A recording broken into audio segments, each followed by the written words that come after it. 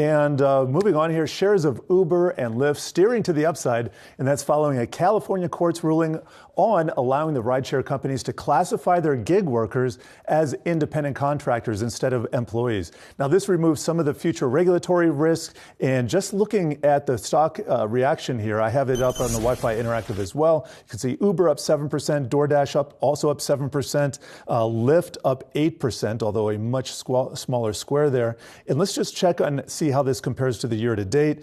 Still in the green for some of these. Look at this. Uber up 33%, Lyft down 16%. And I remember this dynamic playing out when we were covering their earnings, what was it, a few weeks to a month ago. Just very different execution styles for this environment, and that's what it takes. Yeah, there's a note out from Jefferies reacting to this decision, calling it a big win for Uber and Lyft, DoorDash too. Any of these like sort of gig economy companies.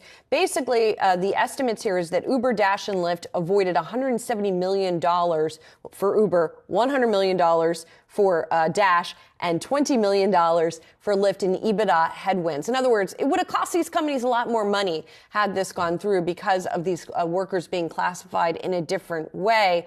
And so that's something that is obviously positive for these companies. That said, according to this note, it'll likely be appealed to the California Supreme Court. So still this is not the definitive end of this situation, but this is a positive step for many of these companies that have been fighting this tooth and nail for quite some time. Yes, I remember talking about this story in 2017, 2018? Yeah, it's been lingering around for a while. And as you said, it's going to be probably another year now before we get the definitive.